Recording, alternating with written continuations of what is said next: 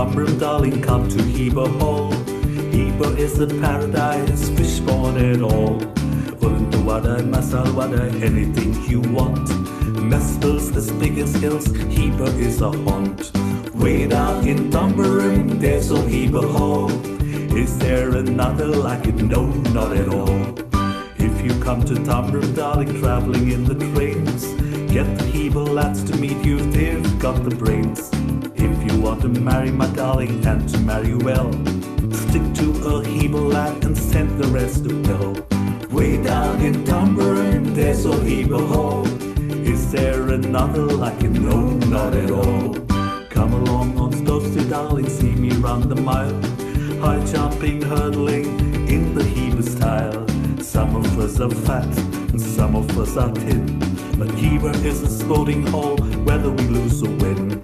Way down in Tamrum, there's a Heber Hall. Is there another like it? No, not at all. We are all the members of the Heber family. Kachai Muru, eating happily. The Tamilian, the Telugu, the Cook, the Malayali. We are the sons of Heber, home of the free. Way down in Tamrum, there's a Heber Hall. Is there another like it? No, not at all.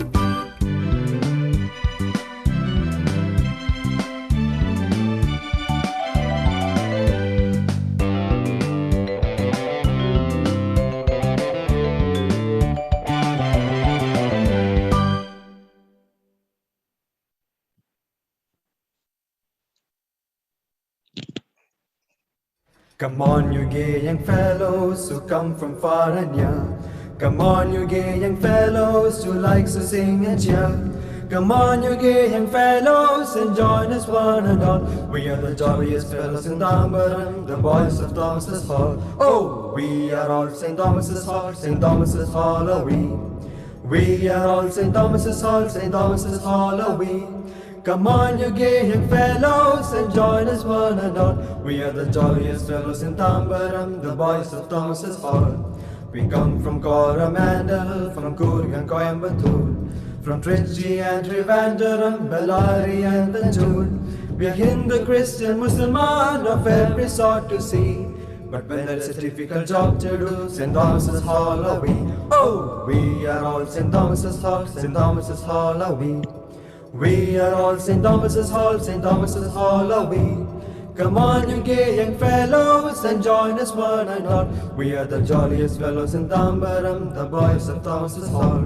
And here's to former students, wherever they may be, in huts on the Himalayas, in Chandramas by the sea. We send a namaskaram and cheer them all today. And we know that where they wandered, they surely lead the way. Oh, we are all St. Thomas's Hall, St. Thomas's Hall are we. We are all St. Thomas's Hall, St. Thomas's Hall are we.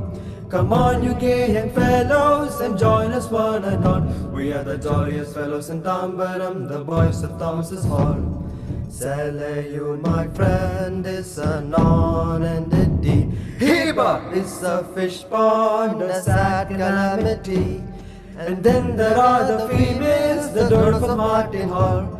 But we are the best, it's natural, we're always at the edge. Oh, we are all St. Thomas's Hall, St. Thomas's Hall are we. We are all St. Thomas's Hall, St. Thomas's Hall are we.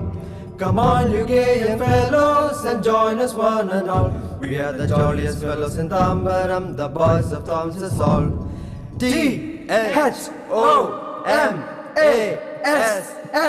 Thomas's. Now for the last hall song and the senior most hall, Celio.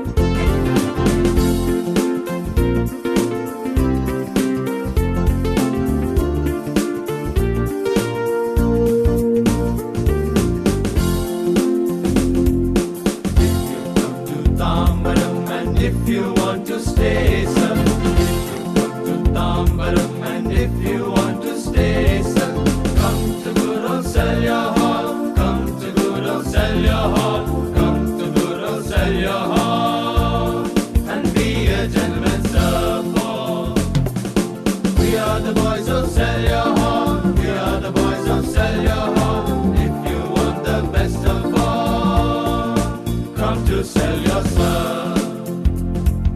Celia has a remedy for every kind of evil. Celia has a remedy for every kind of evil.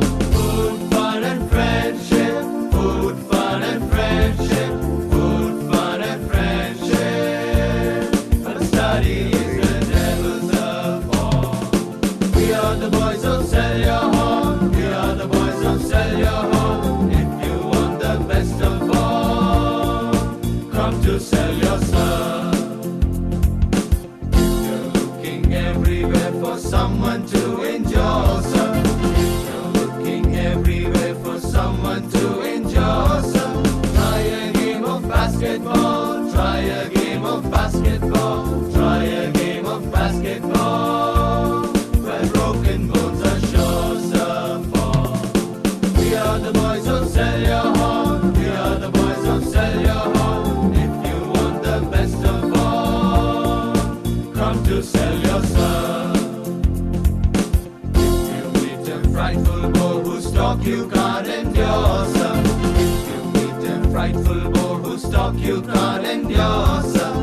Send him off to Heber Hall. Send him off to Thomas Hall. Send him anywhere at all, but not to Celia, sir. For we are the boys of Celia Hall. We are the boys of Celia Hall. If you want the best of all, come to Celia, sir.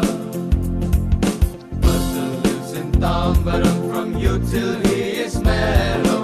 Person lives in Tambaram from you till he is mellow. Lives as he ought to live. Lives as he ought to live. Lives as he ought to live. And leaves a jolly good fellow. For we are the boys of Celia Hall. We are the boys of Celia Hall. If you want the best of all, come to Celia, sir. We are the boys of Celia Hall. We are the boys of Celia Hall.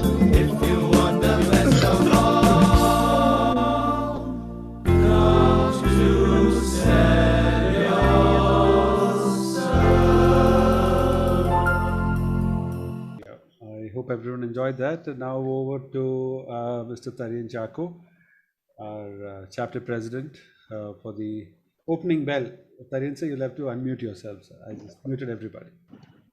Thank you.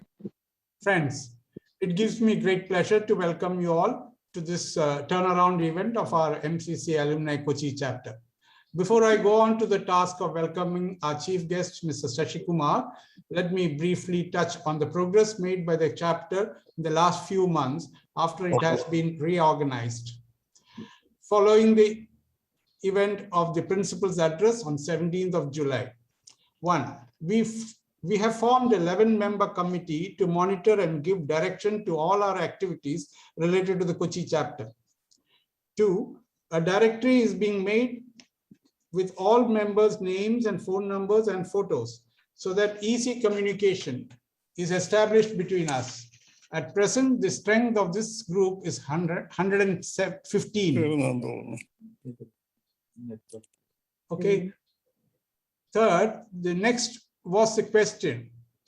What next was the question? Yes, instead of restricting ourselves of talking of our days in college, we decided to launch on something constructive in order to promote good understanding among us.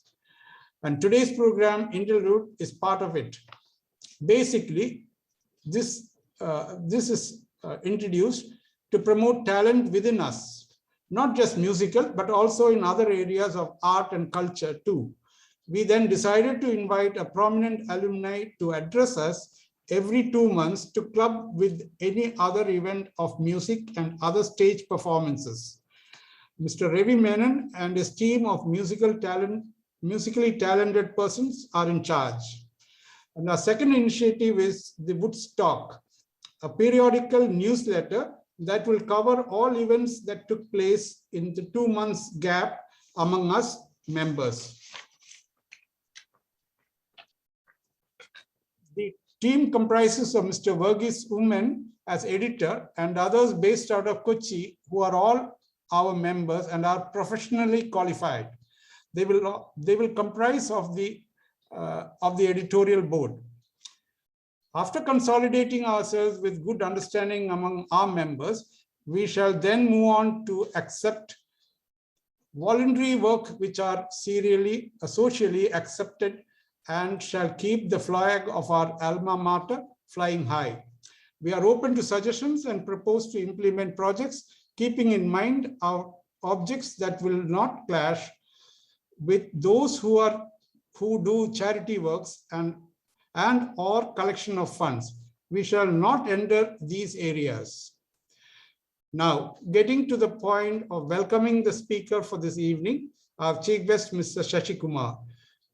Shashi needs no introduction really to most of us, but still I shall mention the salient points. Shashi did his MA History at MCC during 1973 to 75. After completing his undergraduate course from Loyola College, he was a non-resident attached to Heba Hall. While in college, he actively participated in dramatics, debating, and was key to the college winning many intercollegiate competitions. A fun fact is that he was representing MCC at the Mood Indigo Festival conducted by the IIT Delhi in 1975. He won the debating competition, defeating none other than Mr. Shashi Tharoor, who was representing St. Stephen's College that year. Shashi is happily married to Radhika, who studied at WCC, and they have 2 children, Tushar and Tuhin. Now on to his activities post MCC. Shashi Kumar is a print and broadcast journalist, filmmaker, media entrepreneur.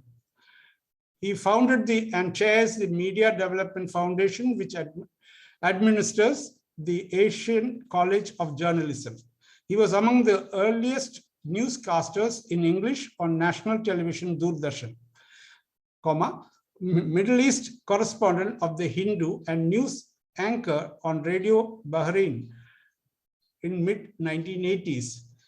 He has anchored and produced numerous shows, documentaries, and features for national television in India.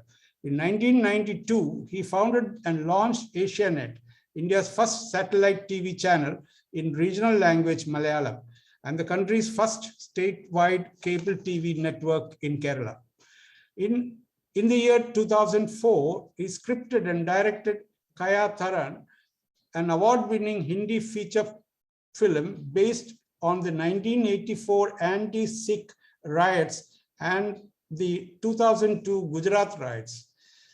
He has acted in a few Malayalam films, most recent being Loudspeaker, starring with Mammootty. His latest media venture, Asiaville Interactive, was launched at the end of January 2019. This initiative to reimagine journalism comprises multimedia digital portals in 4 languages: English, Hindi, Tamil, and Malayalam. He contributed to a regular fortnightly column titled Unmediated in Frontline. It is also the title of the book comprising of his essays and articles published by Tulika Books in 2013. He has received many awards for his work in journalism and films. And if I am to list them all, I will have to take more time and may not be able to complete my task in the allotted time. Now over to Shashi Kumar for your listening pleasure. Over to you. Thank you. Can you hear me? Yes. Thank you. Thank you. Thank you very much, Mr. Tarian Chako, for that very generous introduction. And thank you, Ravi, for giving me this opportunity to go back to the MCC milieu, really speaking. I know these are difficult days, and when contact, when congregation, when shall we say getting together and bonding is at a premium. I mean, it's something that you're really looking forward to, and therefore it's really a great pleasure and privilege for me to be harking back to the days of MCC. And even if I say so myself, I think the Heber's All Song sounds the best of the lot. Anyway, no offense to the others. But let me, I was asked to speak about something relating to the media, because that's been my stock in trade. That's what I've been doing all these decades since I left MCC.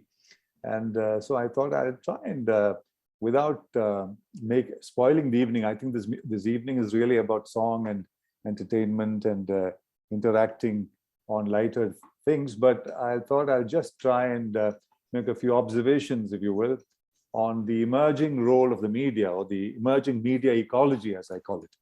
Why do I call it an ecology? Because I think you can't speak about the media anymore as just a sector of our lives, certainly not a sector of the economy or a sector of society, because media has a kind of totalizing influence on our lives. Whether we like it or not, from the time we get up until we go to bed, we are beneficiaries or victims of one form of the media or the other, unless, of course, we have consciously chosen to cut away from the world and move into a kind of very isolated life.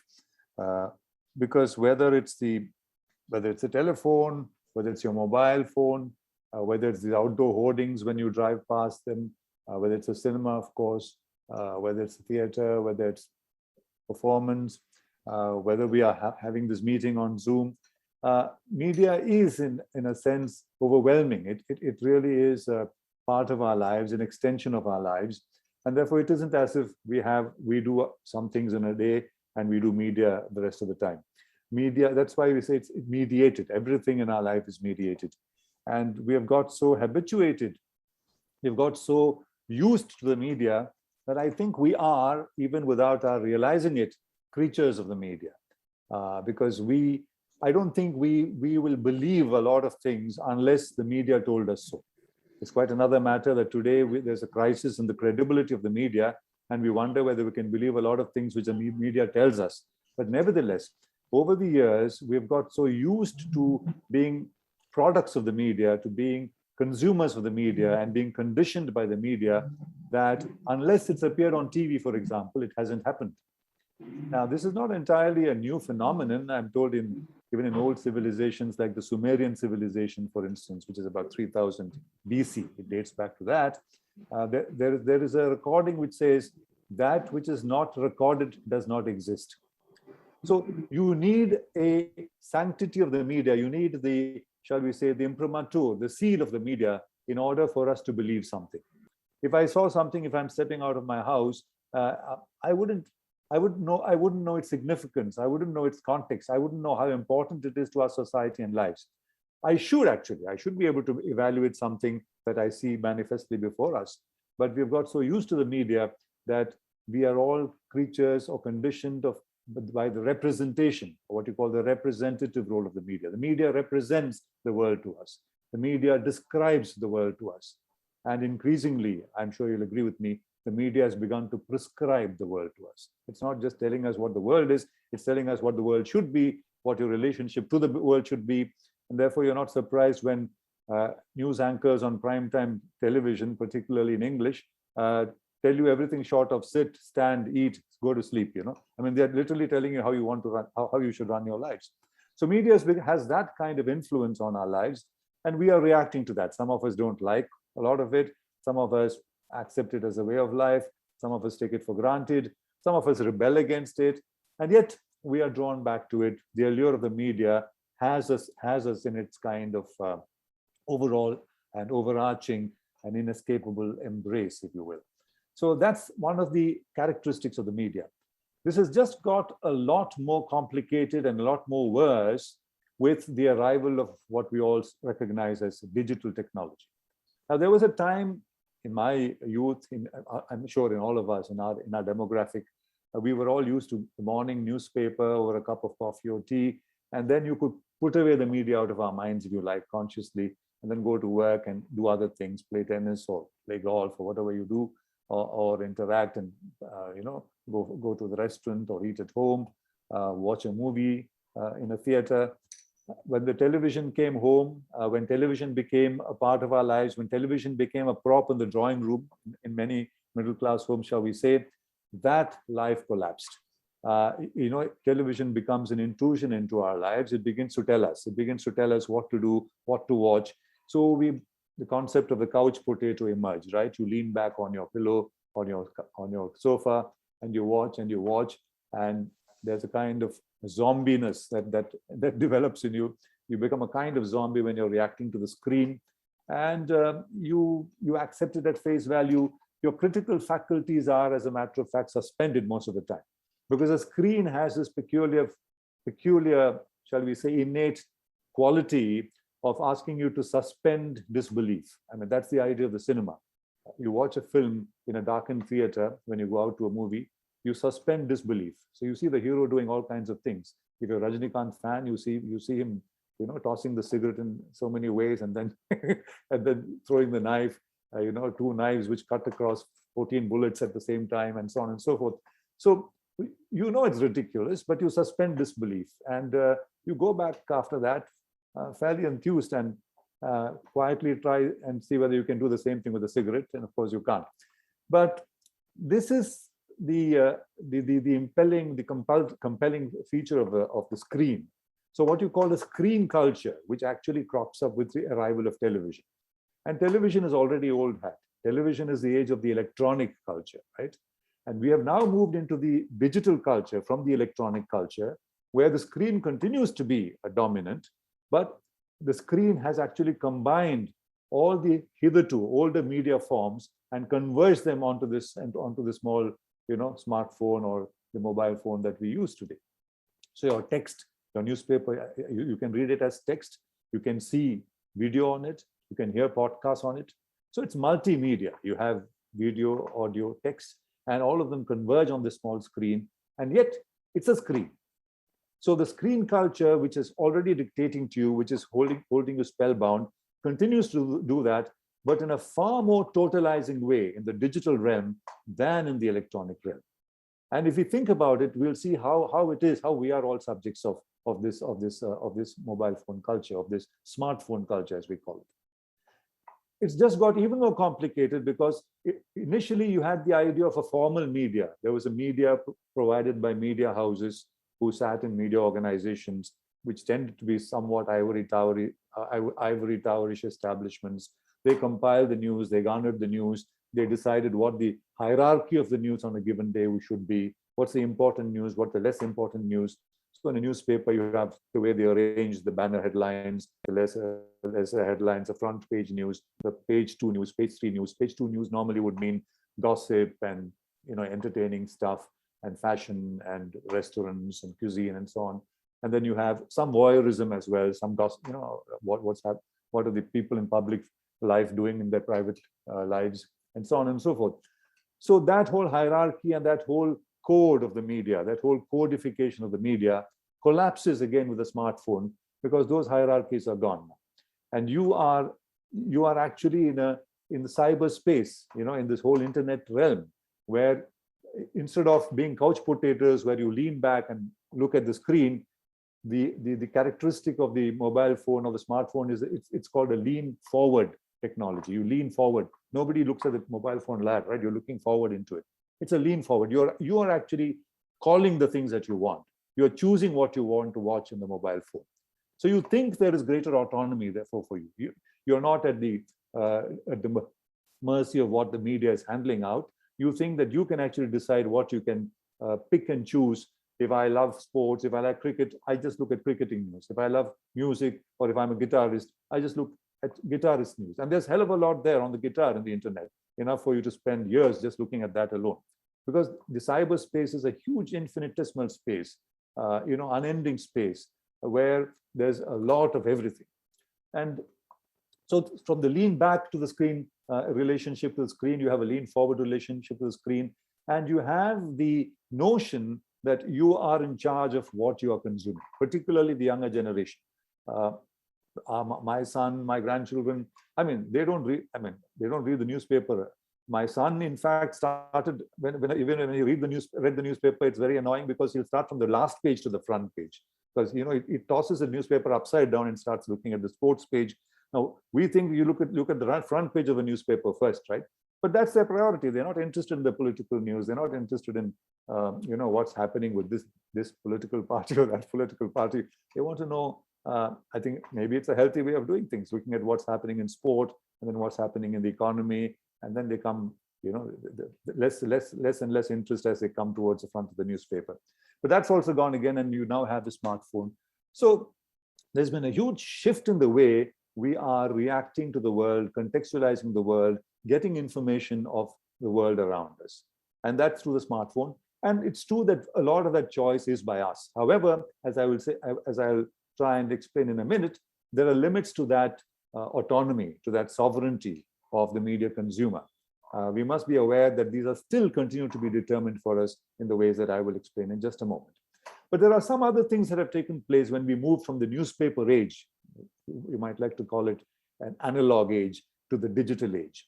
And some of those, shall we say, features are what I'd just like to touch upon. One is that I think from an understanding of depth and height, we have an understanding in our lives that depth is important, profundity, depth, gravitas, something should be understood in depth, and you ascend to heights of knowledge or heights of spirituality. The digital media privileges breadth rather than depth or height. There's a kind of shift from depth and height being important to breadth being important. This has been called flatism. In other words, digital media is an age, is a media or a time or a form where the breadth is privileged rather than depth or height. And you'll see that in the jargon of the digital media. You talk about surfing the net, right? You don't talk about diving into depths of knowledge in the net or ascending heights of knowledge in the depth on the net. The terminology is surfing, scanning, spanning, spam, scan, and so on. So the terminologies are all terminologies of breadth, not of depth or height. Does this mean, therefore, that in terms of our value systems, we have begun to think that depth and height don't matter, that only breadth matters? Does breadth become superficial information or knowledge? I'm not necessarily saying that. I think, for instance, our children, they have far more information, far more knowledge in terms of extensiveness of knowledge than perhaps in-depth knowledge of any one thing, any one aspect, because I don't think they privilege that so much. Of course, there are exceptions. If you're a scientist, if you're a medical doctor and so on, you're specializing in your area of work. I'm talking about in the media sense, the media culture sense, right?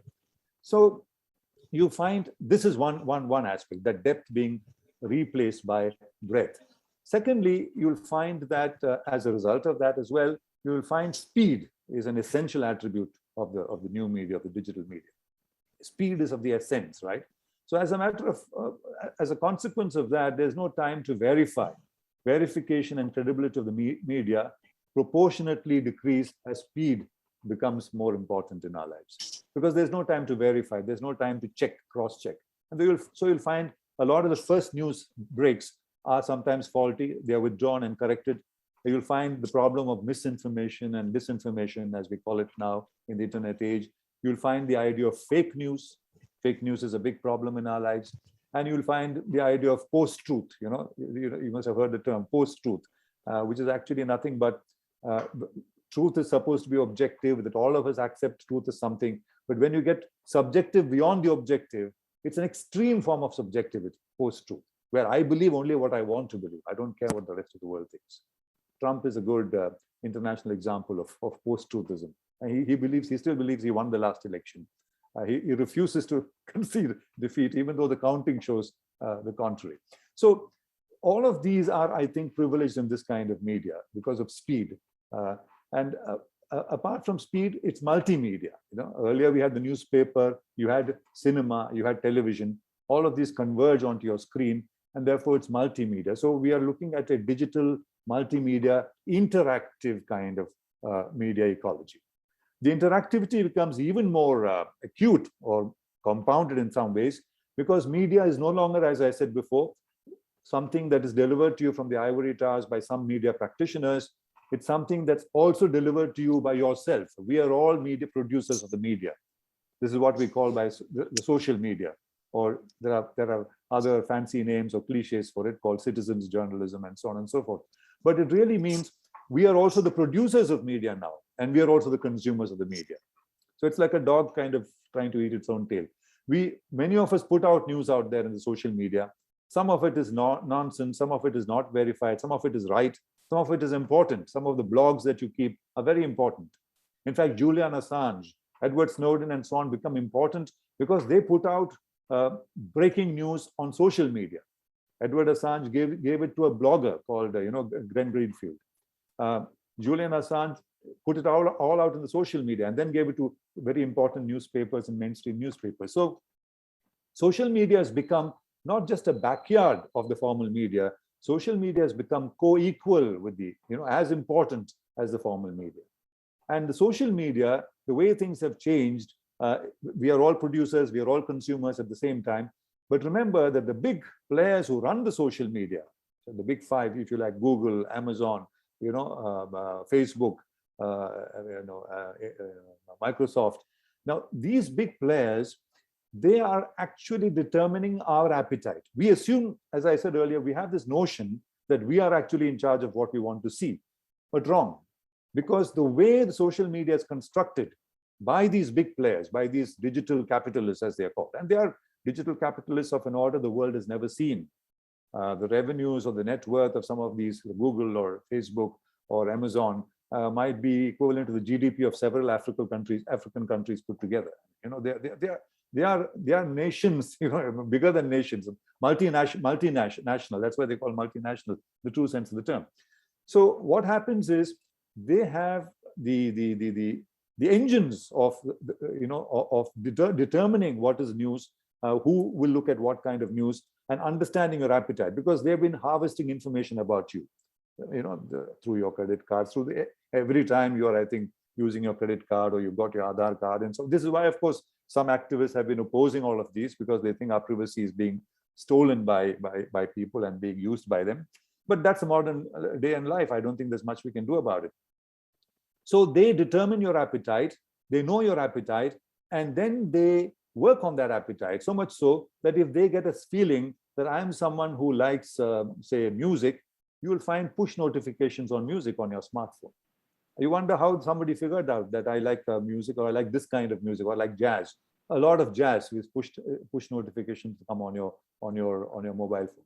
So it's through, and these are all worked through, not through individuals working in these big organizations. There are algorithms which are programmed to harvest information about each of us, and these algorithms actually run the whole cyberspace in a manner that they enable the big businesses to harvest information as business to commercial advantage.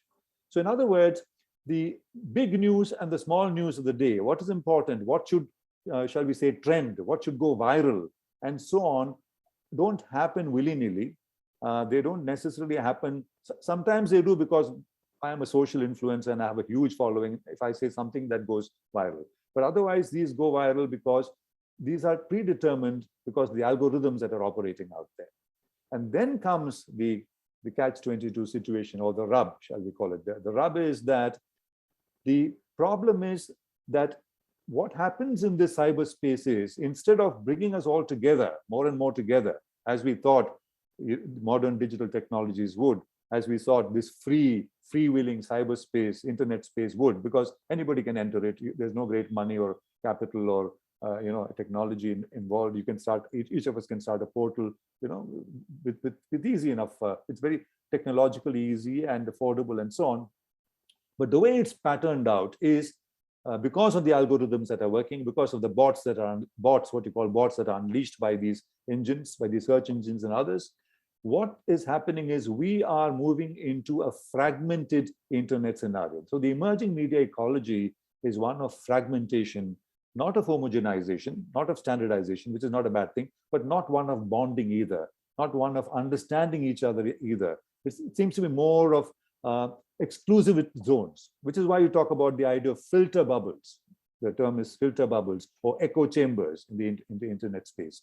If I like a group, or some of us MCCNs, we like what we are saying to each other, we make a group, we are a WhatsApp group, we exchange information in that group.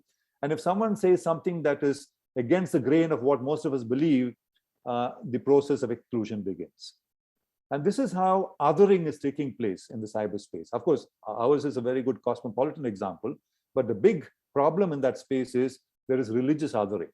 There is othering of minorities in the Indian context. This is happening across the world, and India is no exception. So we are moving into small fragmented frogs in the well, and we begin to believe that that we are frogs in the well, but that the well is the universe. I mean, but there are millions millions and millions of such wells and such frogs who are having this conversation, this interaction, this social intercourse in this small space, and blindly, vociferously arguing about our beliefs and getting more and more, shall we say, narrow-minded and more prejudicial and more intolerant of the other view.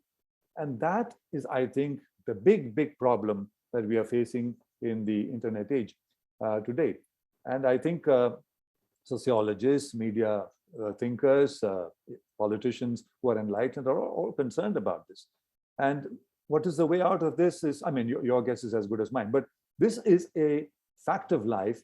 And this is where we are at today in terms of the emerging media ecology. So I think for us to be aware of this, I think is important for us to communicate this in our own perhaps circles or family circles or social circles or clubs is important. And also not to fall into the trap of thinking that what is trending in the social media is necessarily the truth, which of course none of us, I'm sure, in this group believes. But the problem is what trends in the social media is so popular that it becomes the headlines in the newspapers the next day. Those of us, I mean, some of us are journalists, we know that every newspaper organization now has a cell whose job is to monitor the social media. And what goes viral in the social media, what is trending in the social media, more often than not, becomes a headline news in the newspaper or the magazine in the next issue or the next day. So it's having a kind of feedback, a kind of influence on the rebound, which is compounding this whole issue of fragmentation of the cyberspace and fragmentation of the internet space. So I think the media, therefore, is becoming less and less representative and is becoming more and more an expression of our opinions, of our prejudices, of, if you like, the underbelly of society, of the darker side of man. Of course, I'm not trying to sound very pessimistic. There are nicer aspects of the media, but if you look at the overall impact of the media, it is one of concern. It's one of being wary. It's one of making sure that the news you're getting is not some fake news. Somebody is not deliberately putting something out there to create communal tension, if you like, or to create a religious divide, or to create a gender divide. How women are being stalked in the media, and they have to fight back. How perhaps Dalits and others are being attacked in the media. On the brighter side, the media also gives you the opportunity, the groups that are vulnerable, the groups that are targeted, to organize themselves and hit back and to counter. Hit back meaning all intellectually, I'm talking about, not physically. So it does provide you that space, but the overwhelming reality, because the bots and the algorithms are programmed in a manner to pick up and amplify what the majority are thinking and speaking about, this is the way it's going. And the way it's going seems fairly inexorable, and I do not know what major intervention can change course and correct the media for us. Long back in the age of the newspaper, Arthur Miller, the famous theatrical person, playwright, said, newspapers are about a nation talking to itself. It's a lovely characterization. Today, too, digital media is about a nation talking to itself, but the talking is the talk. If you analyze, if you listen to the talk, it's more and more impatience, it's more and more intolerance, it's a more and more excluding the, othering, those who are among us. It's more and more being dissatisfied, and it's more and more negativity. And this, I think, is one of the big concerns that media practitioners, those of us who've been in the media for a long time, have been facing. We are rather helpless in terms of finding an overnight or even a quick solution to this or a quick fix solution to this. But I think we need to be aware, the younger generation particularly, need to be aware, critically aware, that this is the way the media, the representative role of the media has kind of evolved. And what is it that we can do to change the situation, or to start thinking a fresh, new imagination of the media seems to be in order, seems to be required. And of course, another big, I'll stop with that last point I want to make is, there's a huge section of our society which is on a daily basis ignored by the media, passed by the media. I mean, they don't even find any articulation. They don't find any presence in the media. I mean, India, for instance, is characterized as still a largely rural economy, right? Although there's a lot of urbanization, at least 60 to 70% of our population continues to live in villages where from pre-colonial times to now, there has been probably very little change.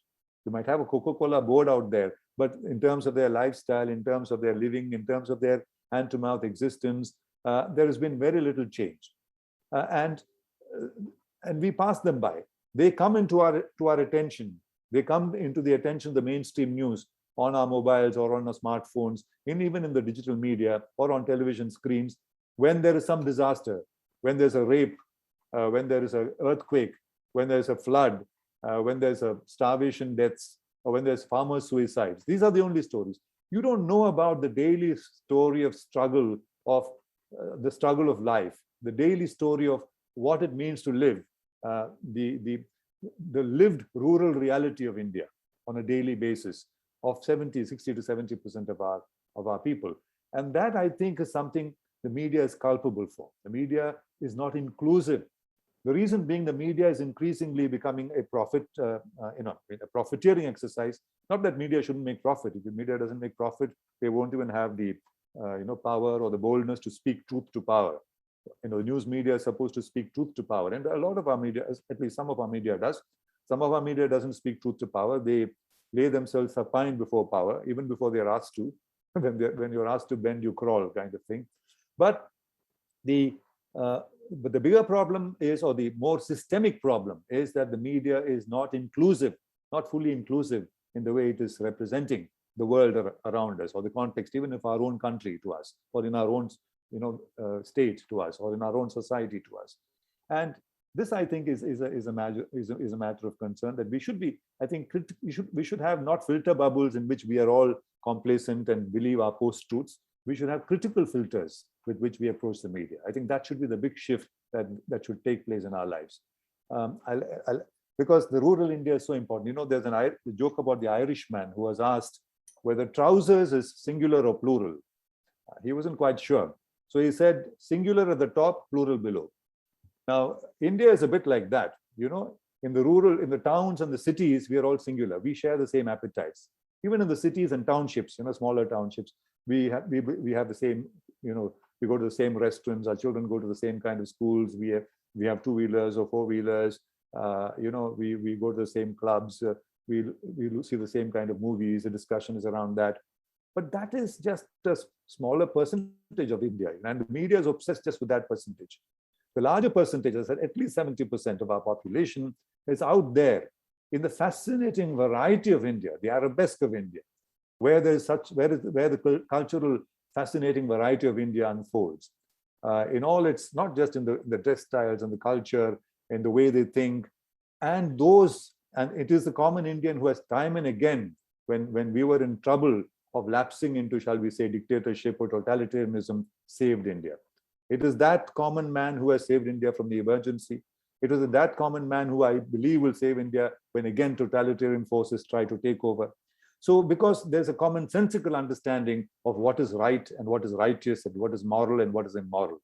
I think in the internet age of the digital media, all of these values which need to be enduring have become flexible and loose, and that, I think, is telling on the character, on the idea, on the aspiration that is India.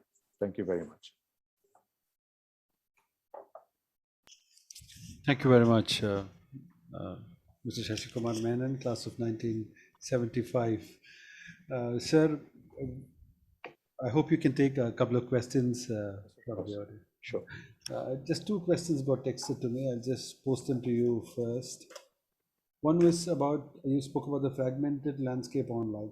Is social media blurring one's identity or is it hardening it? It's hardening it, absolutely. That's a very important question. Social media is all about identity formation. I think it's in the social media space that we begin to find identity. Some of us think we didn't even know we had this identity. I did not know I had this, shall we say, Christian identity or Hindu identity or Muslim identity. I did not know that I had this identity where I have this view about something. So I find people who are, so it's identity formation at multiple levels, not just at the religious level, in terms of our convictions, in terms of whether you want a more, state control or more market control, or whether you want a license Raj or not, in terms of whether, on everything. So they're all opinionated clubs, you're creating opinionated, narrow clubs. And there's no harm in having opinions, of course. We need to have opinions. We should jostle with one another with opinions. But the point is that interactivity, that jostling is not taking place. We are all moving in, we seem to be kind of moving into, compelled into a kind of circular circulation of information, if you like. Where all of us who believe the same thing keep circulating the information. So this, instead of widening our mental horizons, is narrowing our mental horizons, which is why I'm beginning to think that we are becoming more narrowcast in our thinking. Although the technology is supposed to be liberating, it is working exactly the opposite way. Thank you, sir. The second question is about, you've been in the industry for long. You founded AsiaNet, which was in Kerala's first news channel. What is your take on the future of print journalism? I also take this moment to say, if you have any questions, please put them in chat and I'll put them to Mr. Menon. Thank you, sir. Over to you. Yeah, I think print journalism will continue because journalism will continue. There's no doubt about that. And why will journalism continue? Because as long as we are a democracy, journalism will continue. Why is that? Because the sine qua non, the qualification of any democracy is a free media. If you say democracy in one breath, you must be able to say a free media in the next breath. Otherwise, that democracy is a sham. Elections don't make a democracy. Even Hitler was elected to power. All the totalitarian figures you've seen in the world through history have all been elected to power.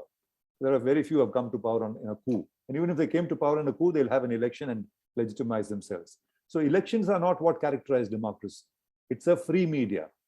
And if you look at India, we are privileged in one sense that we have a free media, although it's not as free as it used to be.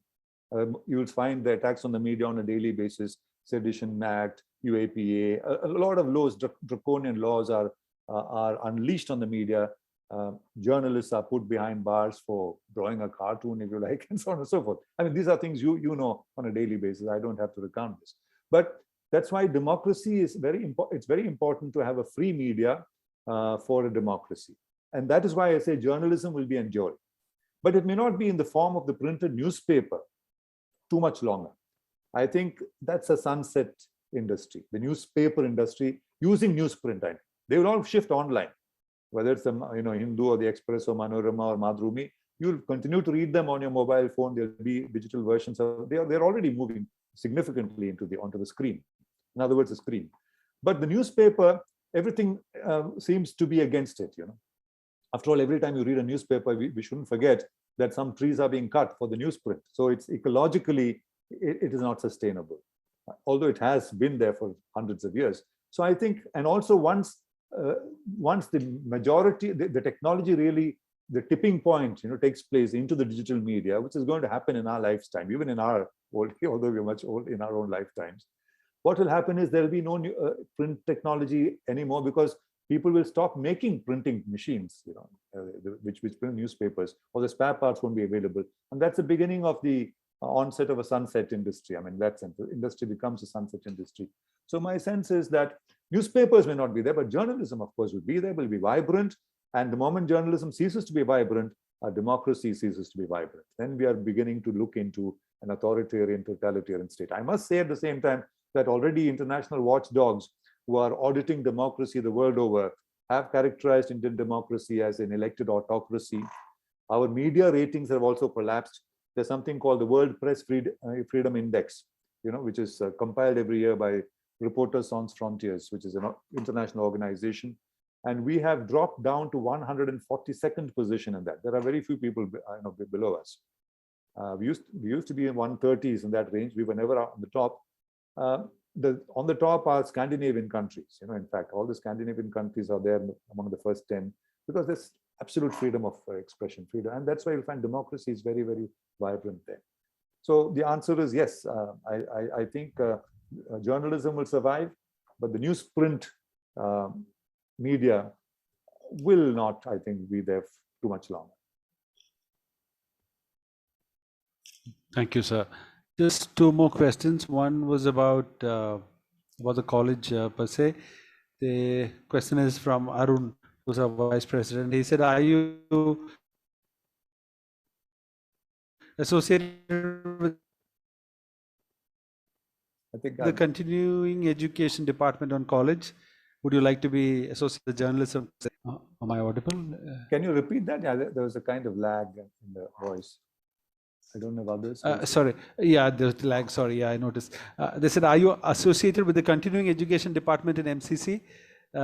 Would you like to be associated with the courses there? Is the question. Oh, okay. No, I'm not associated. I think with it. The department has a journalism course. Okay.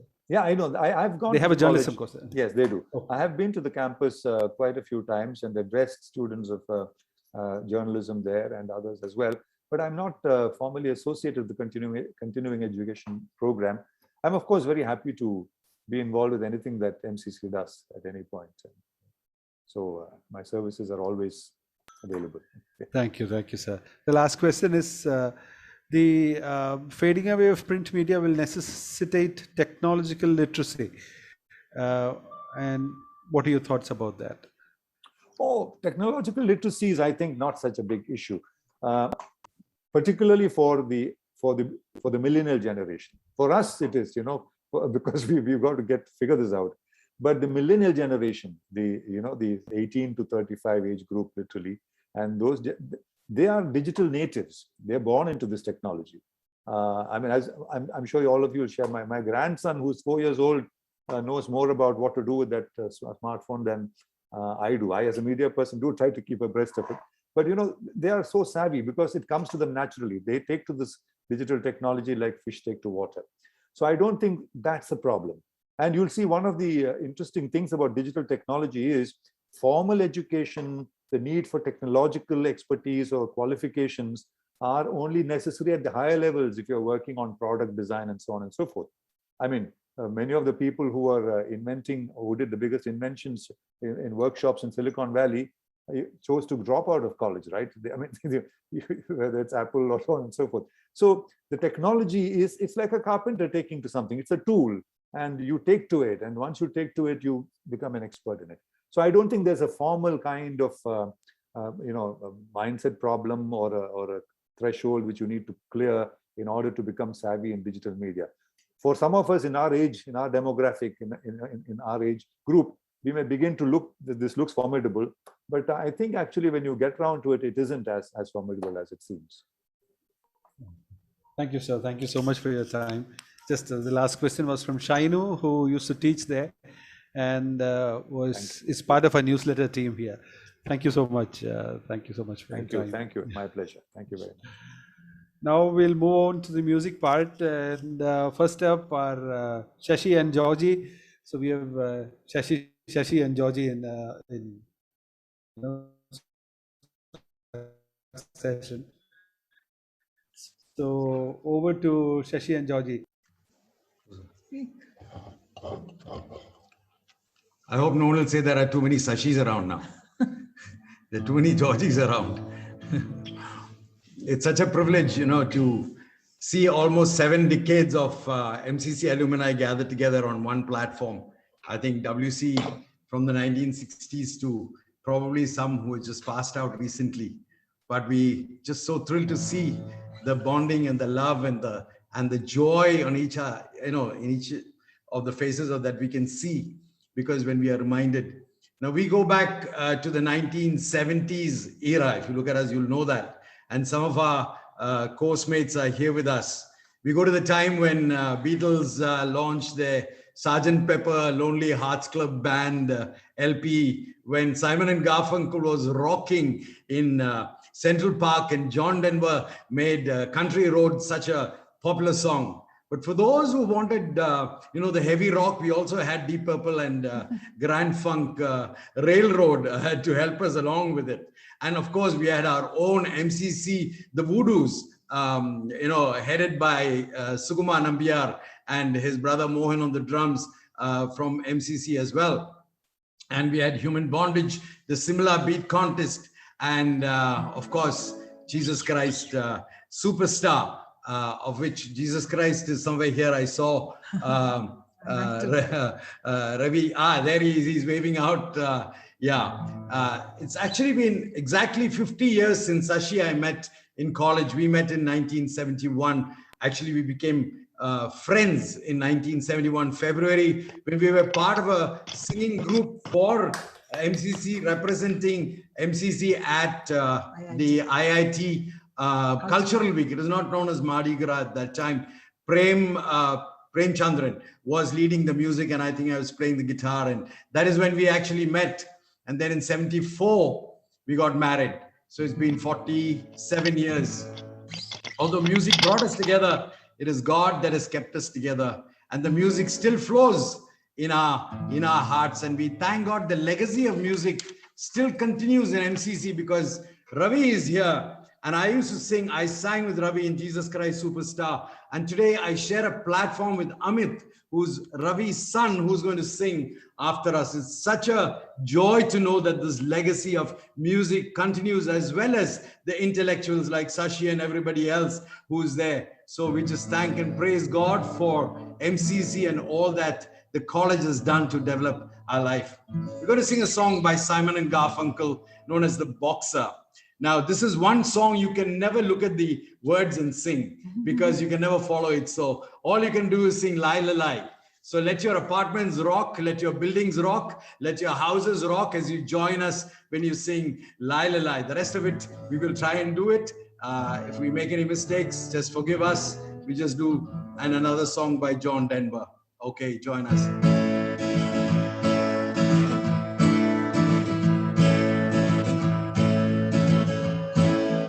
I'm just a poor boy, though my story's seldom told. I have squandered my resistance for a pocket full of mumbles, such are promises. All lies and jest till the man hears what he wants to hear and disregards the rest. La la la la la la la la la la la. When I left my home and my family, I was no more than a boy in the company of strangers, in the quiet of the railway station, running scared, laying low, seeking out the poorer quarters where the ragged people go, looking for the places only they would know. Sing it out. La la la. La la la la la la la la la la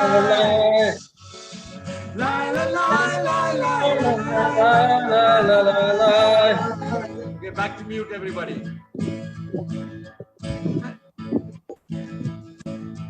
Asking only workmen's wages, I come looking for a job, but I get no offer. Just to come on from the whores on 7th Avenue.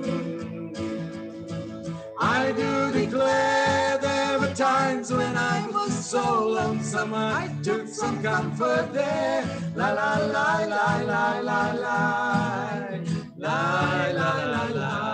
Everybody, la la la la la la la la la la la la. La la la la la la la la la la time. La la la la la la la la la la la la la.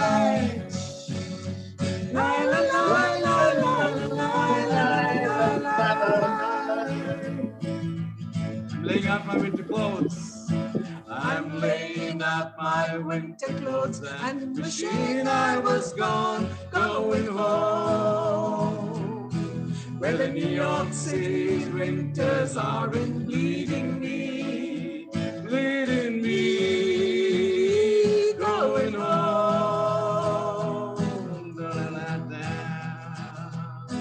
In the corner stands a boxer and a fighter by his trade, and he carries the reminder of every glove that laid him down and touched him to his rider. In his anger and his shame, I am leaving, but the fighter still remains. La la la la la la la la la la. Let's unmute and sing together. La la la. La la la. La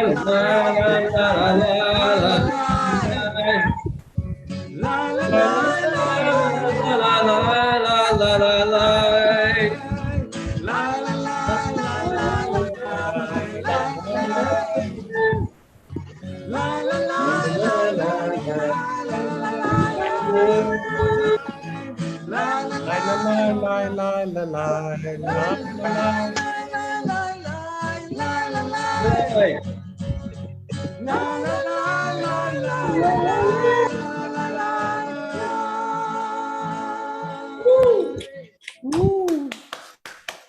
Okay, we'll you asked us to sing two songs, so I'll just sing a slow one by John Denver. It's called For Baby, or it's called For Bobby. I'll walk in the rain by your side. Probably it's familiar to some of you. If you know it, just sing along. There's no hard and fast rule that you can't sing or anything. Come on, let's all sing together. Let's get into the MCC spirit. Actually, I should be singing a baila or surangani or something so that then everybody will be doing the baila now. Let's.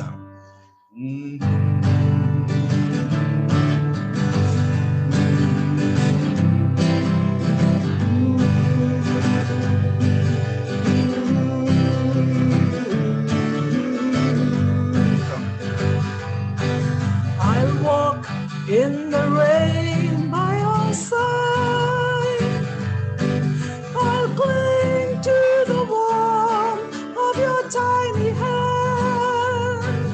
I'll do anything to help you understand. I love you more than anybody can. And the wind will whisper your name to me. Little birds will sing along in time, and leaves will bow down when you walk by, and morning bells will chime.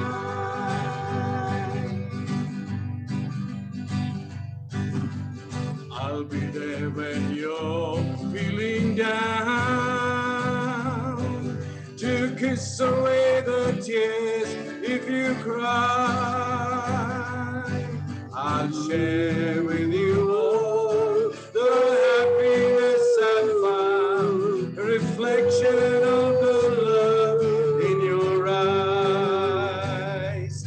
And I'll sing you the song of the rainbow, the whisper of the joy that is mine. And leaves will bow down when you walk by, and morning bells will chime. Let's sing together. I'll walk in the rain by your side. I'll cling to the warmth of your tiny hands. I'll do anything to help you understand. I love you more than anybody can. And the wind will whisper your name to me. Little birds will sing along in time, bow down when you walk by, and morning bells will chime.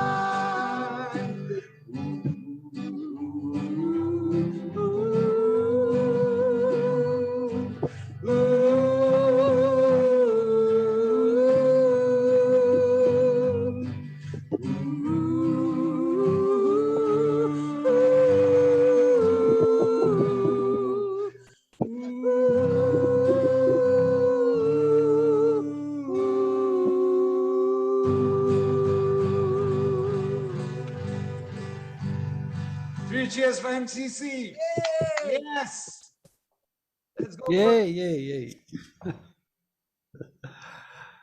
Thank you so much, Shashi and Georgie. Shashi from the class, postgraduate class of 1974, Georgie from the class of 1972. Thank you so much. Georgie is also known as Melodious. Thank you so much for you taking time out and being with us this evening. Took us back to campus, and thank you for the magic. Am I audible, please? Yeah, you are. Go mute. Yeah, okay, thank you. Thank you so much. Thank you again, Shashi and Georgie. Now over to somebody from the class of 2011, Jitin.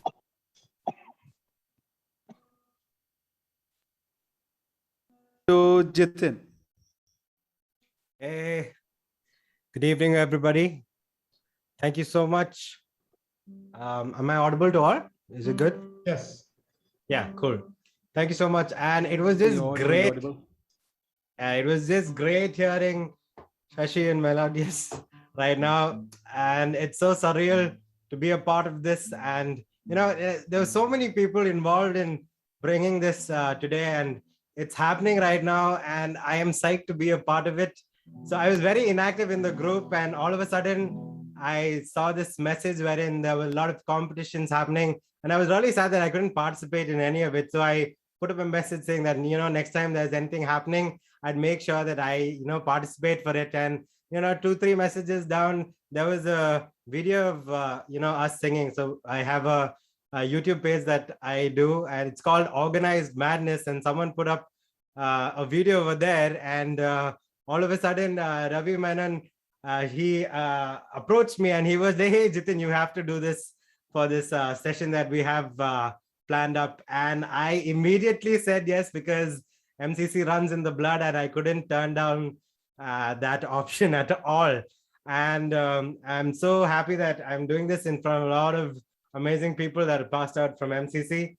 So I'll cut it short, and there's a few songs that I have in mind to do today. And I'll quickly tell you how I got into this music thing. But actually, for as a profession, I am a banker. I work for the Federal Bank.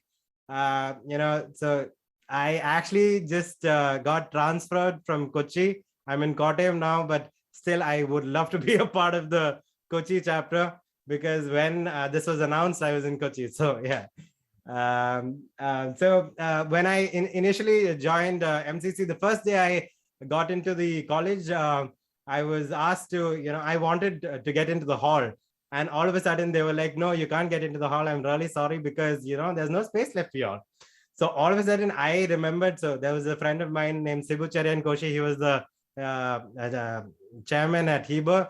So he was like, just mention that you can sing and they might let you into the hall. And that's what I did. Hey, I can sing. And he was like, oh, can you really sing? Then you have to join the Heber Chapel Choir. And from there, it just began. I went to meet the chaplain, Mr. Spurgeon, at that time. And since day one, I've been associated with music in MCC. And I am so glad that I joined the Heber Chapel Choir. And from there on, we did a lot of music in the name of baritones in college and, you know, college bands. And there was music, like wherever you go, in the gutters, go to Selah, Heber, wherever there's just music lined up, a bunch of people carrying their guitars instead of books and, you know, just playing their hearts out. And we could just join wherever and, you know, sing. And there was a lot of music that we learned. And so there's this song that, you know, so wherever, and I went to school and where different schools. And so there'd be a school song, you know, and talk about your love, joy, unity. And when I joined MCC, there was this person called Anand Matthew Korean, and he was like, there's an MCC song as well. And all of a sudden I was like, oh wow, and I would love to hear it. So he sang this song called the MCC song.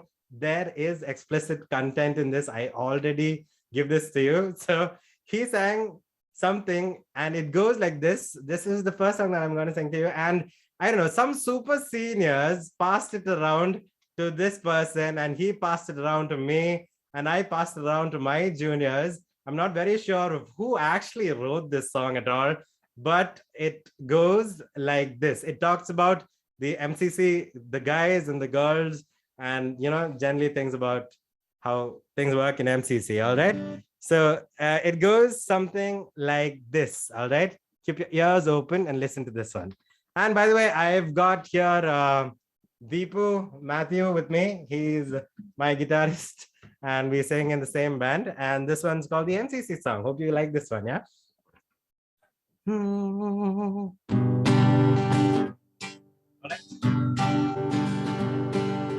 We only smoke marijuana in MCC.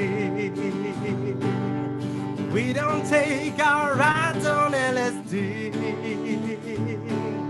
We don't spike our hair like Lola Pansy. I'm proud to be a hippie from MCC. I'm proud to be a hippie from MCC. The grass is a lot more greener, can't you see? The girls ain't all that very, very pretty, but they're still a lot more cooler than those Stella Cadiz. I'm proud to be a hippie from MCC. The guys are simply cartons, can't you see? They're still a lot more cooler than those in IIT. And guess who loves them? WCC. We only smoke marijuana in MCC. We don't take a ride on LSD. We don't spike our hair like Lola Pansy. I'm proud to be a hippie from MCC. Yeah, so that was the MCC song that, some super senior would have written. I'm not sure at all who's written it. If you do know, put it down in the chat so that, we could, hand it over to that person who ever wrote this song. So am I permitted to interrupt you, Jitin? Yeah, definitely. I would love for people to interrupt. This song was written by a band called the Lombardi Lungis. They were an all-girl band from Martin Hall. Can you believe that? They graduated in 2003. They left in 2003. Kirti, I don't know where she is. Lydia is in Dubai. And Esther Chakravarti. Esther used to be Martin Hall Gensec. This is a play on Merle Haggard's famous song, I'm Proud to be an Okie from Muskogee. So they just changed the words and made it an MCC song. So lovely to hear it after so many years. Over to you. I was so excited I couldn't but interrupt. Back to you. Yeah, please do. If anyone does want to interrupt, I'd be most happy to be interrupted. Over to you. All right, Yeah, actually, I would like to interrupt on this part. Oh, yeah, please do. Amit here, by the way. So the song was actually written by Lombardi Lungis. That's my band. Let me just switch on. Actually, they were called the Chorus Mangalams. We were called the Lombardi Lungis. I got one. Then they subdivided. Okay. So 1 means it's equal to 100. Oh, like so the price became 29, right? What's happening? Sorry, somebody is teaching math to someone. I don't know. Sorry, over to you, Amit. Yeah, so that song was written by me, Marcus, and oh, crazy. And another guy, this I Praveen. So we were called Lombardi Lungis. So we were competing against the Chorus Mangalams. That was Lydia, Esther, and Kirti. And they lost to us for the hall culturals or whatever to qualify for the representing MCC. So we told them you can join us. So we were called Lombardi Lungis and the Chorus Mangalams. Then it just became Lombardi Lungis. 6 of us. That's when the Crazy. song came up. We were actually quite drunk when we wrote the song. Had to be. So all copyrights, Junkyard Groove only. All right. So now we know where the girls origin were is. singing, actually, the girls were singing the version that somebody else had mentioned. And then we just switched the whole thing up. And we started singing. And then we said, let's sing it in the culture. And it became a huge hit. So good, so good. Thank you so much, Amit, No problem. Thomas, for that. We've all, jammed to your songs, from the day one that Hey, you released. You go ahead with your thing, dude. I'll be back. Yeah, thanks a lot. So yeah, there's another song that I would want to do. So there's this guy called Lil Nas, and so Lil Nas was a country guy. And he really wanted to make it big in the music scene. So he wanted to go to the other side of the country, to do music, but he just had a horse. He was a cowboy. And so I chose this song because so when we went to MCC, we went with a lot of hopes and aspirations to do something big. And so did Lil Nas. And he went to this guy called Billy Ray Cyrus, and he wrote this song called Old Town Road. And Billy Ray Cyrus, accepted him and made this song, and it happened to be a real hit. Even though you're a small town boy, he really, he rode on his horse, went to the city side, met Billy Ray Cyrus, and he was like, I want to do music. And that's what is expected of us too. Like, we went into MCC with zero, and everything that we learned in life, I think, came from the days we spent around in MCC. Yeah. So this one's called Old Town Road, and I hope you guys like this one as well.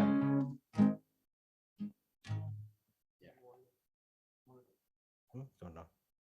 Yeah. Okay. Yeah. Ooh. Yeah.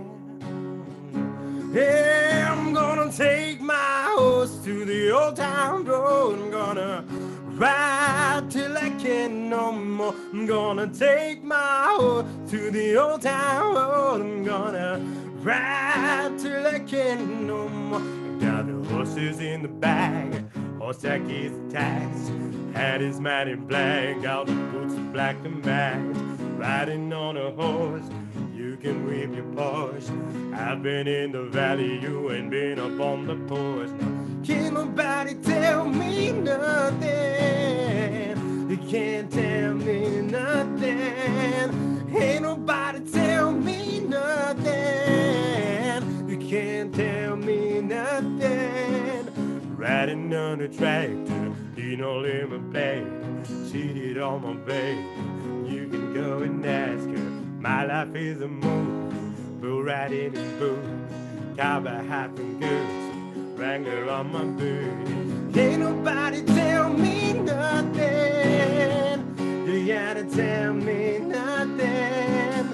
Ain't nobody tell me nothing. You gotta tell me nothing. Hat down, cross town, living like a rock star. Spend a lot of money on my brand new guitar. Baby's got a habit, diamond rings and Fendi sports bros. Riding down Rodeo on my monster riding sports car. Got no stress, I've been through all that.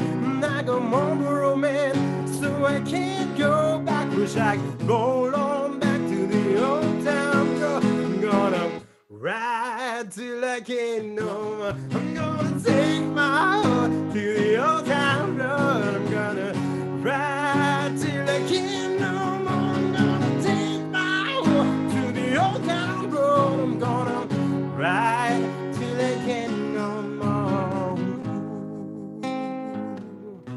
Yeah. Ooh. Yeah.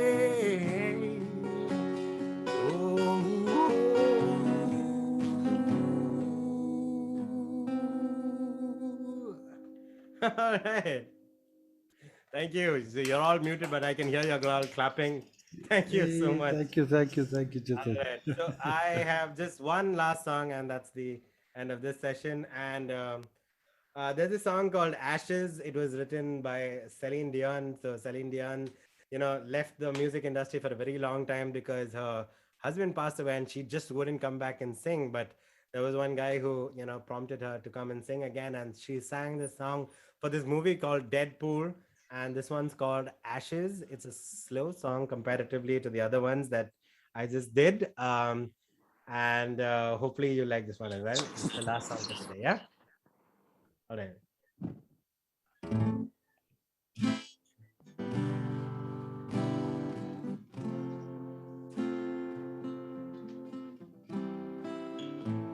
What's left to say? These prayers ain't working anymore. Every word shot down in flames. What's left to do? These broken pieces on the floor. I'm losing my voice, calling on you. 'Cause I've been shaking, I've been bending backwards till I'm broke.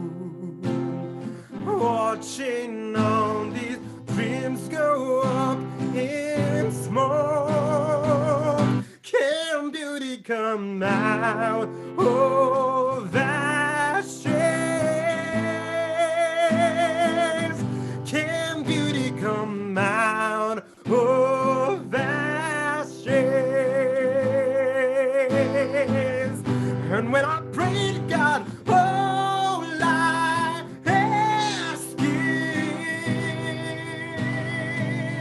can beauty come out of ashes?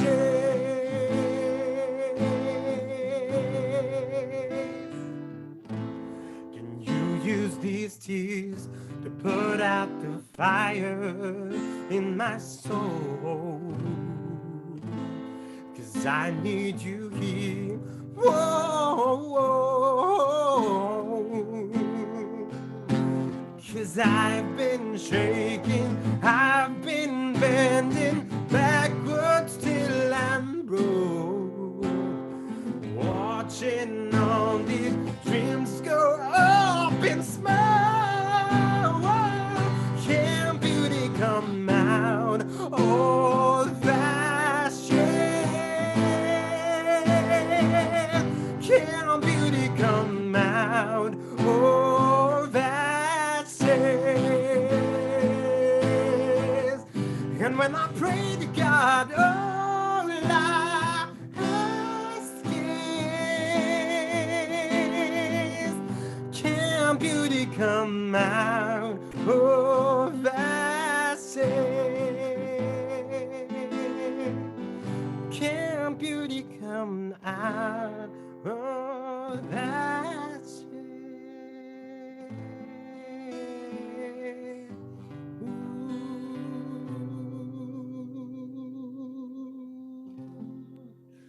All right. Thank you so much. So my name is Jitin Philip, and you can hear my music. I started this YouTube channel when the Corona season hit, and it's called Organized Madness, ORG. It's organized with a Z, Organized Madness. I keep uploading a lot of videos. We did a couple of videos, and we recently got some recognition from Anjali Menon, the director, because we did a song of hers and clubbed it with a Callum Scott song. And finally, after a lot of hard work, we got recognized. We do a lot of other YouTube videos, and we're putting up more music very, very soon. So if you ever have time at all, do check out the page. And thank you so much, MCC alumni. Oh, by the way, the one who just shouted out is my wife. She's not here. She's in Kochi right now. So she's a super big support, for me. But she's also from MCC, by the way. But to make it worse, she's not from the Madras Christian College. She's from Mount Carmel College, Bangalore. But we call her an MCCN as well. So thanks a lot. Thank you so much, Ravi Menon, for inviting me to this, and for all the people who coordinated this event. It was super cool to be here. Thank you so much. Thank you so much, Jitin. Sorry, I forgot the name of the gentleman on the strings. This is Deepu J. Matthew. Deepu, thank you so much for lending your skills to this evening. Yeah, Jitin is one of ours, and now you've become one of ours. Thank you so much. Definitely. Thank you. Thanks. Thank you. Now, for the closing act of the day is a man whom we enjoyed very much when I was in campus, Amit Thomas of Junkyard Groove. We have, as mentioned here earlier, both father and son here represented. And over to you, Amit. Yay, Yours all what's yours. happening? Yeah, sorry. I need to switch, put on stuff. Yeah. Hi, my name is Amit. Yeah, I don't know how to start this. Yeah, I was pressured into this because my whole family is from MCC. My uncle is from MCC. He's watching and he said, you have to get onto this. I said, okay. And then the whole day, everybody has been waking me up continuously saying, are you ready for the show? I said, we're just getting online and we're singing. So yeah, I play for a band called Junkyard Groove. We've been around for about 15 years now. We're completely full-time musicians. Like all of us play for different bands, for movies. I don't play for movies. I generally just do Junkyard Groove. We played alongside Iron Maiden, Megadeth, Machine Head, Led Zeppelin. Somebody from the older generation will know. That's Robert Plant. We played with him. Mr. Big, yeah, the list keeps going on. And yeah, we don't really play anybody else's music. We play only our music. We don't, we write music. We try and convince newer artists who are coming into the scene to start writing their own music. We try and tell them not to. Covering is good fun, but after a point, you just get boring. I know since college, I don't think I've really played too many covers. That's why when that song came up, I was like laughing because it was a traditional song from somewhere else and we took it and redid it completely the way we wanted it and made it an MCC song. I think MCC takes copyright on everything, including my talent. And yeah, so yeah, today I'm going to be performing one or two songs or maybe three of songs that I've written. Or the one which I wrote when I was in MCC. Actually, two songs when I wrote was when I was in MCC, which are really popular now amongst the independent musicians or independent artists. Or if you like independent music, you can check it out on Spotify, YouTube, anywhere you feel like. Just type in the name Junkyard Groove. So this first song I'm going to be playing is what we wrote during lockdown.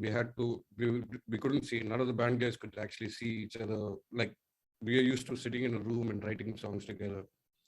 So this whole thing was done online. And yeah, the song is called I Don't Know.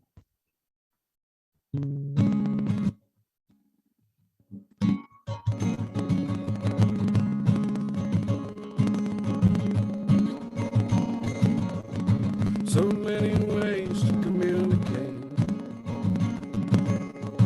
A picture says 1,000 words.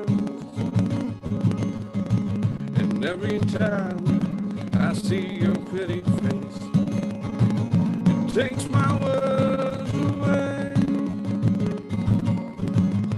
Even though we're worlds apart, and all I had of you is just a screenshot. And all those funny texts you keep sending me, one thing always changes space. Beat on my heart when I see you face to face. And I don't know, maybe I'm falling in love again. And I don't know, maybe it's just a passing phase. Maybe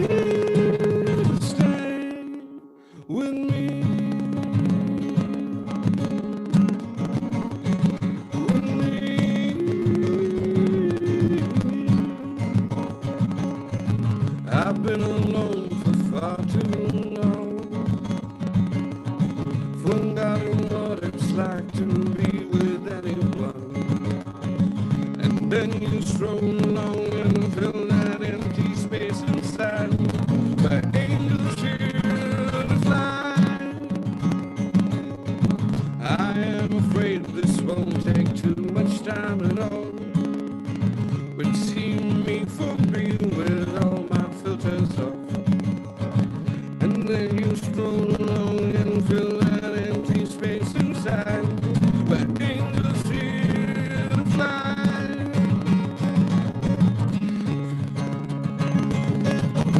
Now I know, now I know, maybe I'm falling in love again. Now I know, now I know, maybe it's just a passing phase. Maybe you stay with me. Nothing stays the same with me. Everything will change. Now I'll go. Now I'll go. Maybe I'm falling in love again. Now I'll go. Now I'll go. Maybe you're just in passing phase. Maybe you stay with me.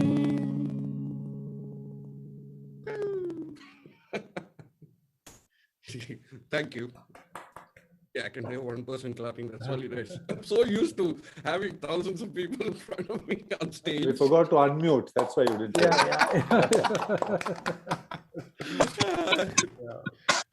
Yeah, I want to bring up a point that the speaker, Mr. Shashi, made that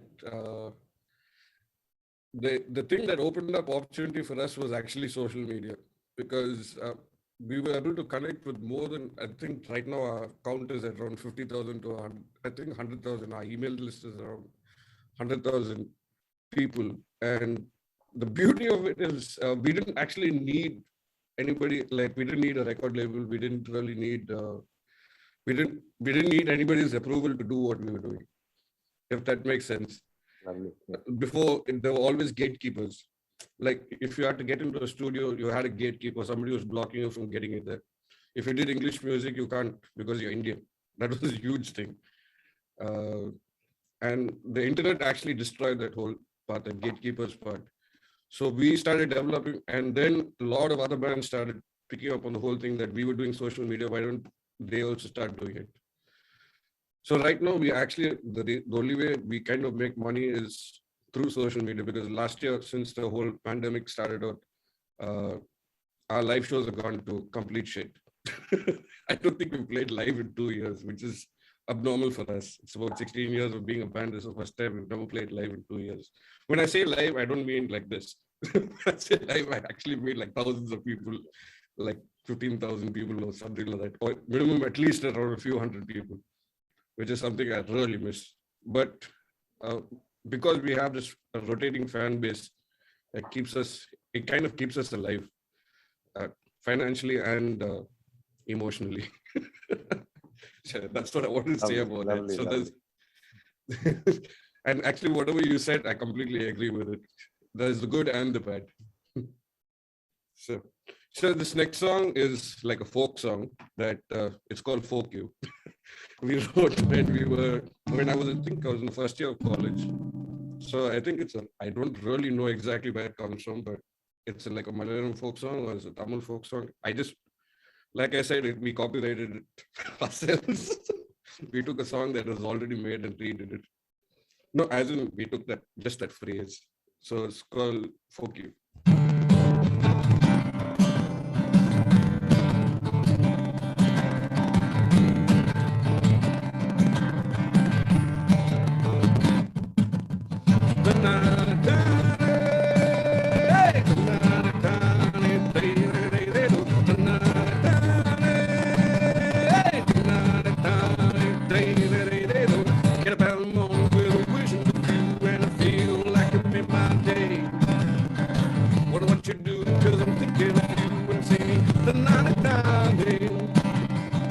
Pull my head and roll me around my soul and just hold me and never let me go.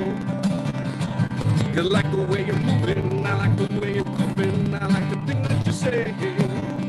None you one night a child, cuddling with the end and daddy go when you're next to me. I'm thinking fantasies, I'm thinking you and me, maybe we can be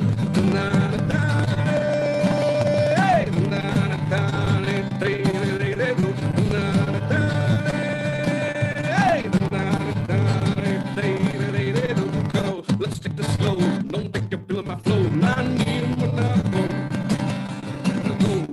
You gotta leave me go, and I'm finding it so hard to let go. Guardati pa kumole, masala tuji poche, lengwaki deri, pata masala kana poche. Musika pata bodo, ya masala ke, musika keda bodo. Ni tete na ni yo na na cha, gotta linger the end and get it.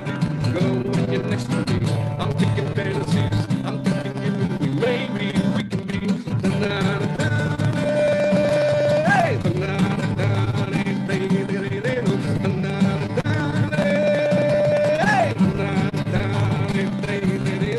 go when you wanna flow. You make my feet go and keep me wanting more. In the California, they call the Gotham Country Road. Won't you be my lady? It's where I find you, baby.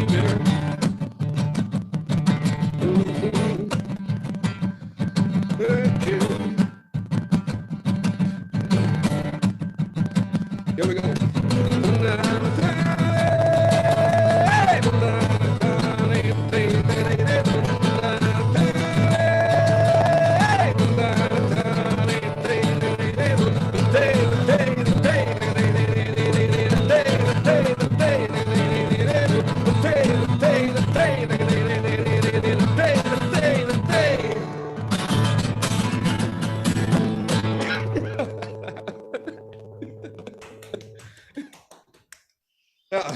Hey, thank you.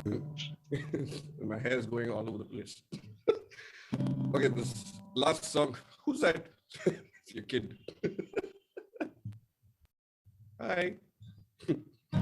So the last song I think I wrote when I was in first year of college. It was actually for a friend who passed away and kind of became a popular song again. We used to play this song at every culturals. And Lambadi Lungis and the Chorus Mongrels, we used to play this also as an a cappella thing, but I'll play it as an acoustic song. It's called Say Goodbye. By the way, you can check out our band anywhere. You just Google it, it's Junkyard Groove, and you should be able to get any link.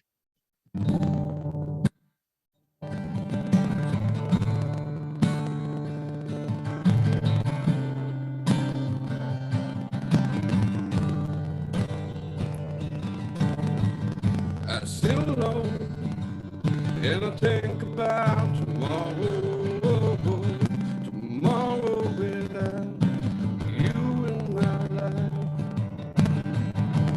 and I feel all the pain and sorrow. Sometimes I wonder why you're standing here with tears in your eyes.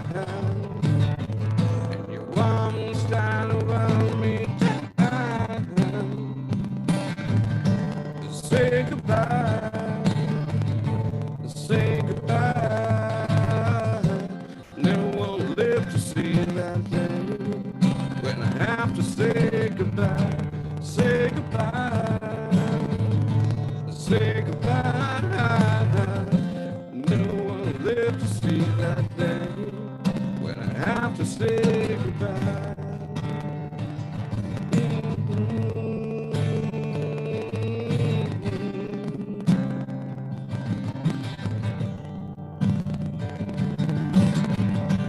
Then I think about the good times spent together and how much we're gonna miss each other.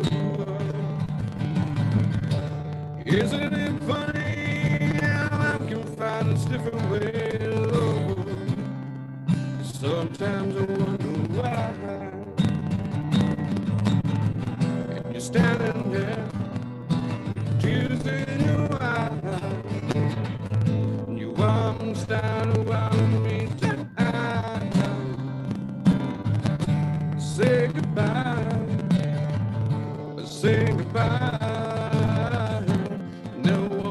to see that day when I have to say goodbye, say goodbye, say goodbye. Never will live to see that day when I have to say goodbye. Oh, I should clap for myself.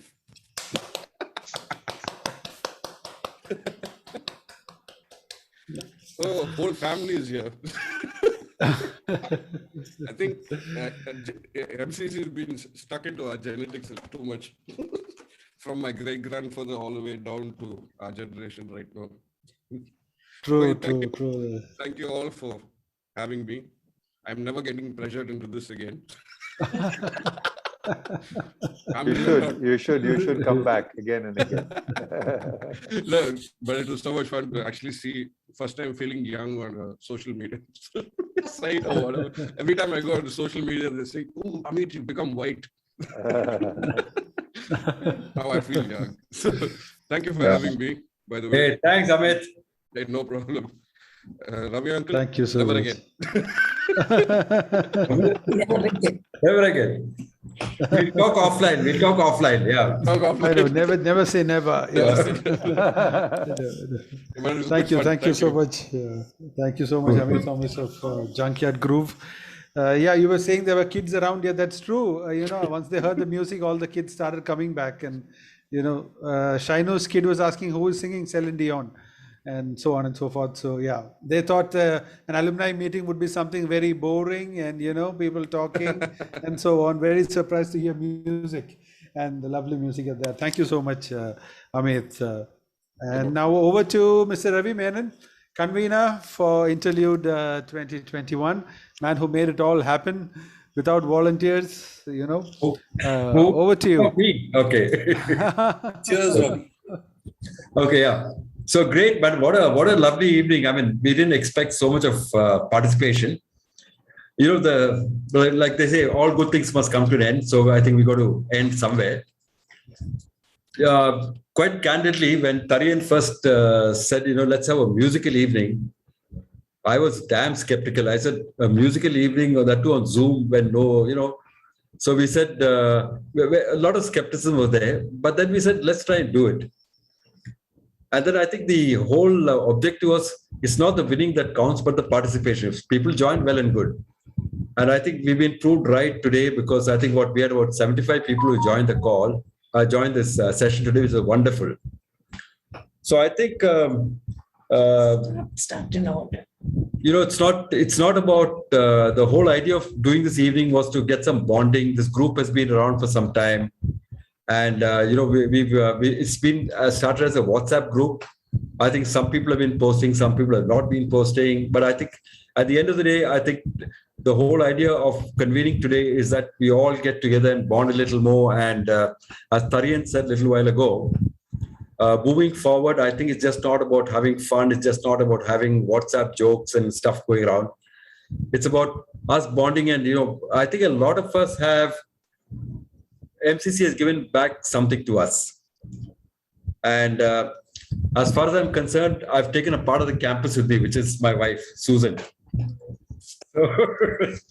So I think we have a little bit to give back. And in the coming months and weeks, we will be talking to you about some of the projects like Tarian had talked about.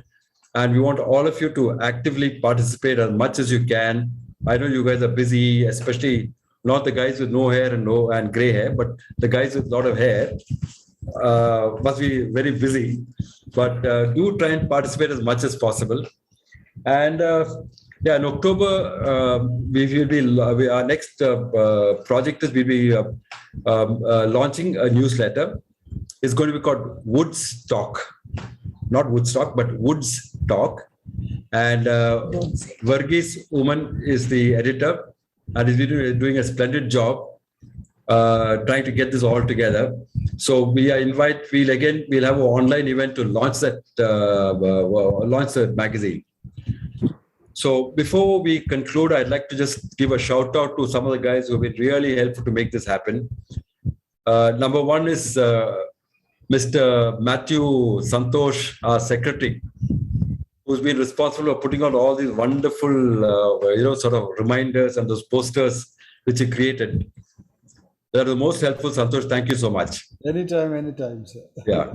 And Varghese Woman, who has been, and his team, who has been calling out people, giving them personal invitations and getting feedback about the event. Some of them knew about it, some of them forgot about it. But he and his colleague, Ragam, have done a wonderful job.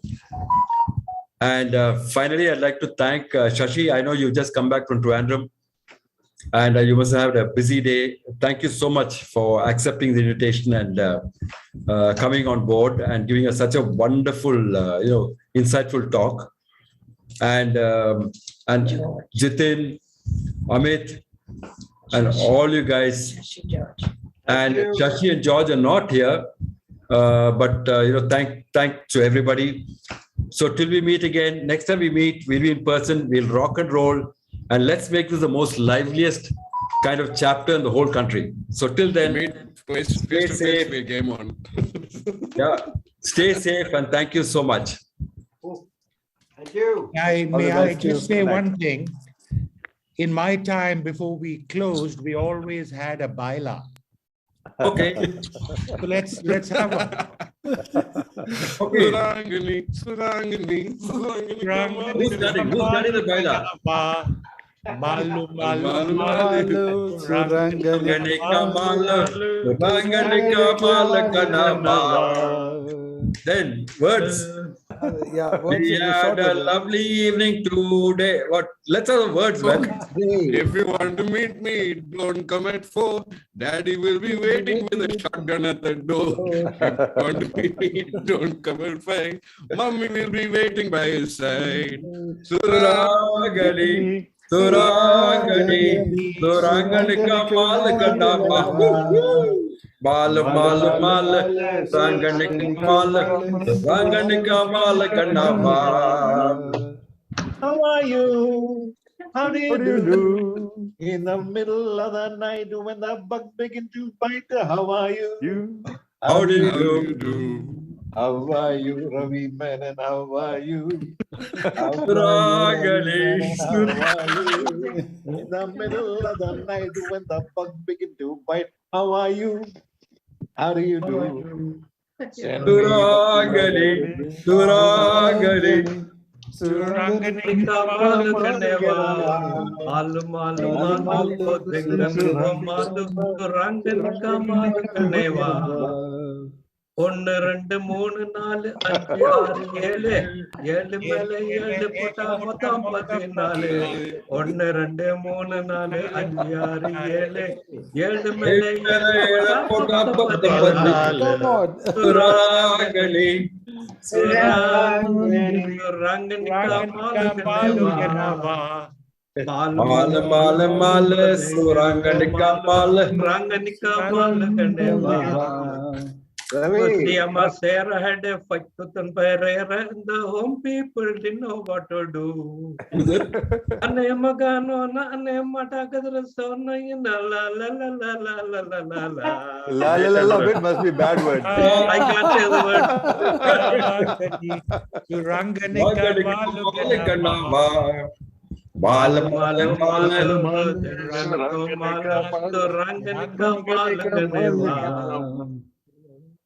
Lovely. Lovely. Thank you so much. Thank you so much. Fabulous. Thank you, Chandni sir, for the Thank you. suggestion. Yeah. Next time we'll be better prepared for the baila. But thank you so much. And next time we'll do it in person. Yes, God yes, willing. yes. God willing. God willing. Spirit has to be there for baila, otherwise what? Spirit, Correct. the bottle spirit, you mean? Surely. Somebody had suggested that we should meet with a drink in your hands. I agree. Cheers. Yeah, it's early in the morning. It's early in the morning here, guys. Oh, even so, lovely. I just You have been cheating. Coffee. Thank you so much. So we'll all get a drink and say cheers. Cheers. Everybody Thank you so much. Thank you. On to. Thank you. Just saw him now. Thank you. Okay. Thank you, guys. Thank you, guys. Thank Good you. night, everyone. Lovely, Good lovely night. evening. Good night. Good night. Thanks.